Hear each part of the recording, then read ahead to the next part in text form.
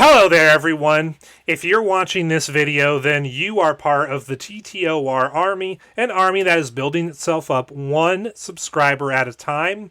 I know it's been a couple of weeks since I posted any videos, and this particular video is long overdue, but I was really busy with work, family life, and I started having computer problems right after I had this back and forth with Jackson Wheat.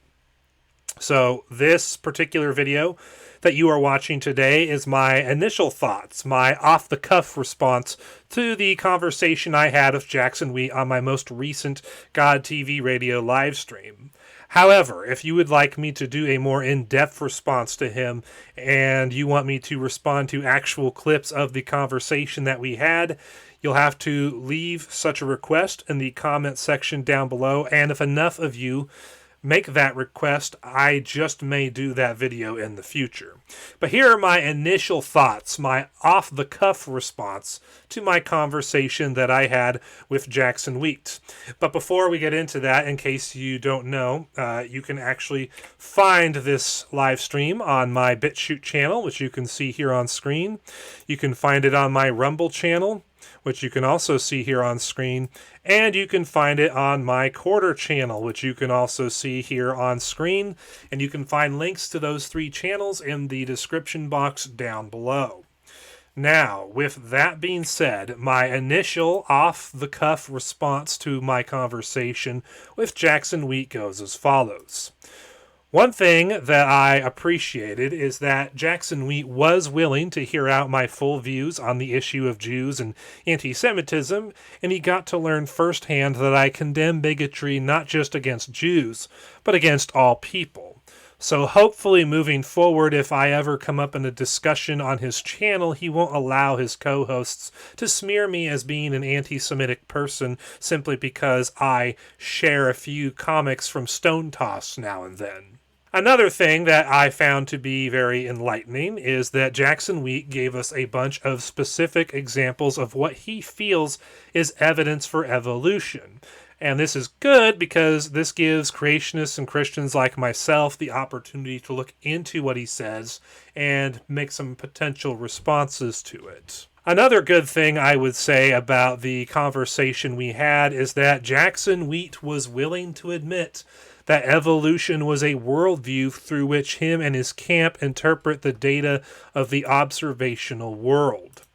And that's very important because, for the most part, atheists and evolutionists, when you point out to them that, hey, you have a worldview through which you interpret everything you see in the world through, and this is basically the framework you use in science, because that's really what evolution is. It's a scientific model that evolutionists and atheists use to interpret all of the scientific data through.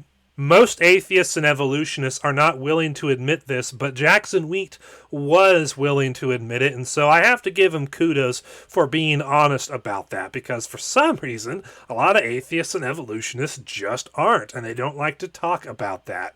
It's really a strange thing indeed. Jackson Wheat talked about it like it was no big deal. Of course, not everything was good about what Jackson Wheat did. One thing that I noticed in particular is that every time Brett Keane or I would attempt to phrase what the evolutionary worldview teaches in a way that most people can understand, in other words, we simplified what the teaching is so that people could understand what it was saying.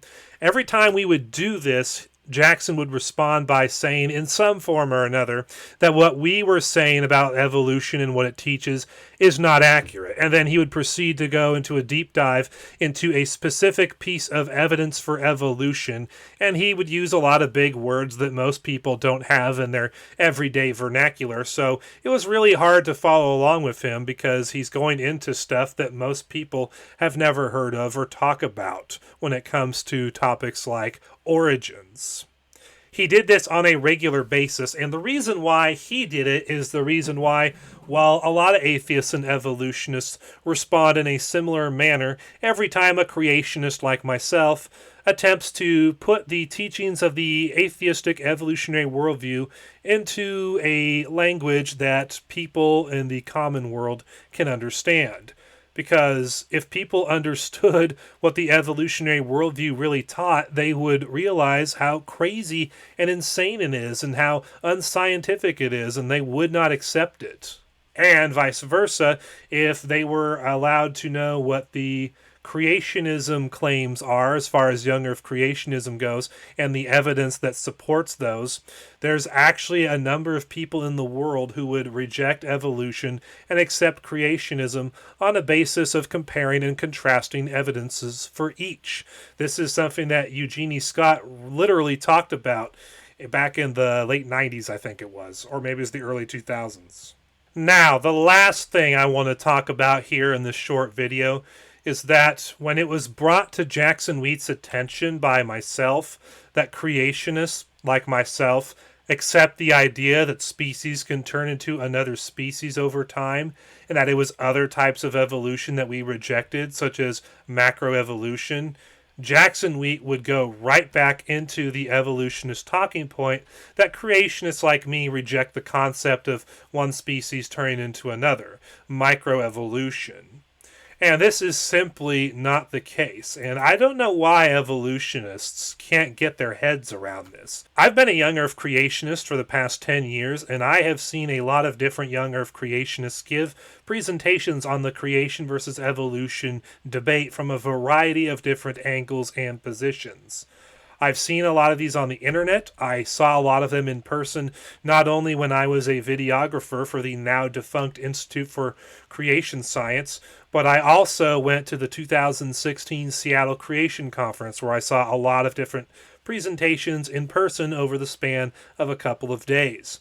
And in all of my time observing young earth creationists give these presentations on the internet, I cannot recall one time where I saw a young earth creationist deny that one species can turn into another, and that's what they mean by evolution.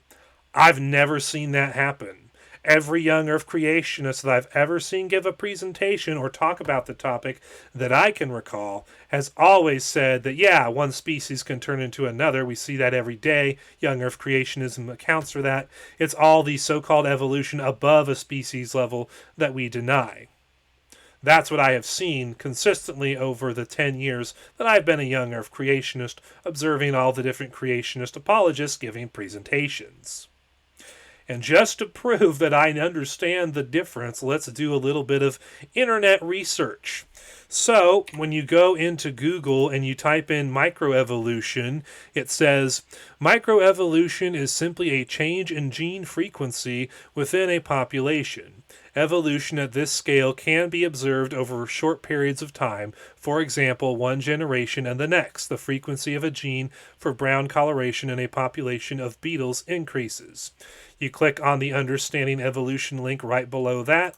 Takes you to the article where it says the same thing in the opening paragraph. So clearly this is evolution within a species. What about macroevolution? Well, you go to Google and you type in macroevolution, and it says, macroevolution usually means the evolution of large-scale structures and traits that go significantly beyond the intraspecific variation found in microevolution, including speciation. In other words, macroevolution is the evolution of taxa above the species level, genera, families, orders, etc. And that is the kind of evolution that people like me dissent from, because according to the evolution paradigm of history, evolution as a process takes so long to occur that nobody can live long enough to see it happen in action, which means nobody can write it down as a historical occurrence. Nobody can set up an experiment to verify that this is indeed a naturally occurring phenomena. In other words, macroevolution is not scientific at all. And it's not even really historical at all because no one was around to see it happen and make a record of it. You click on the macroevolution Wikipedia entry, which is where this comes from, and you see the opening paragraph from there is what Google went with. Then, of course, you go to the Understanding Evolution website, and it gives basically the same analysis about macroevolution, which means it's referring to evolution above the species level. So as you guys can see, creationists like myself, we know what we're talking about when we talk about the kind of evolution we're denying. We do not reject the idea that a species can turn into another species within a genera, within a family, over time. That's what we observe. That's the only kind of evolution you observe. But evolution doesn't just teach that species change over time, it teaches that one family can turn into another family over time. And that's something that we absolutely reject. So why do people like Jackson Wheat keep coming back to this narrative of, oh, creationists reject the idea of changes within a species, which is clearly something creationists like myself are not rejecting at all. The reason why they do it is because people like Jackson Wheat, they believe that if you see microevolution happen, then macroevolution absolutely follows, even if no one ever lives long enough to see it happen in action. So, if I deny that macroevolution occurs, then I'm essentially denying microevolution by extension, no matter how many times I say that I accept microevolution, or at least the concept of it. It doesn't matter how much I proclaim to accept it if I reject macroevolution, because you see, the evolutionary worldview is a dogma. And evolutionists like Jackson Wheat, they are very dogmatic about their beliefs, and they're very zealous about defending their beliefs, and they're very zealous about debunking anyone who dares to contradict those beliefs that they hold. And hence why he responds to people like me. Well, folks, those are my initial thoughts on my recent conversation with the atheist evolutionist content creator, Jackson Wheat. And if you enjoyed watching this video, well then I would encourage you to leave your likes and comments down below and subscribe to the channel. But there are other things you need to be made aware of. YouTube censorship has been going on for a long time, basically a decade, and it's only getting worse over time. Therefore, YouTube alternatives are more important than ever. There are two YouTube alternatives in particular that if you're a fan of my content, you should definitely subscribe to me and follow me on for my future content. The first one is Rumble, which you can see right here on screen and you saw earlier in the video. Rumble is a video sharing site owned by Donald Trump's media company, and it is a very popular website. Not as big as YouTube, obviously, but there are millions upon millions of registered users, and you can get big followings and big view counts on Rumble. And it's a place where you can talk freely about topics that would get you banned from YouTube instantly. And I do my live shows here on Rumble. So if you're interested in following me on a YouTube alternative that has a lot of people using it, and where I do my live shows, and where I can talk about certain topics that would get me insta-banned on YouTube, well then I would encourage you to subscribe to my Rumble channel, follow my live streams here and when they're live, and check out my content here. The other place is my Quarter channel. Quarter is a YouTube alternative that I created over 2 years ago, and it is small in terms of its user base size, but in terms of features and functionality, it is very rich. You can upload videos in full HD capacity, including 4K. You can do live streaming. You have free restreaming. You can do public playlists. You have an easy-to-use comment moderation system. You can post articles on your channel, which is more robust than the YouTube community posts. You can post audio files instead of videos. You can post pictures instead of videos. And you can do live video chat rooms on Quarter, where you can do video calls with people and you can live stream those calls to your channel if you want to. Lots of good functionality here on Quarter. And I just started live streaming on Quarter recently because I finally figured out the live streaming problems, for now, that we were having. So if you want to see my future live streams on Quarter instead of Rumble, I would encourage you to do so. Plus, if you go to my Quarter channel, you'll see that I occasionally upload videos that I did years ago on alt-tech channels that never saw the light on YouTube.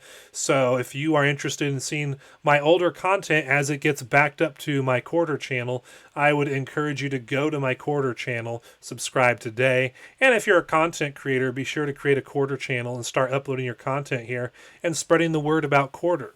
That way we can grow this site and make it something special.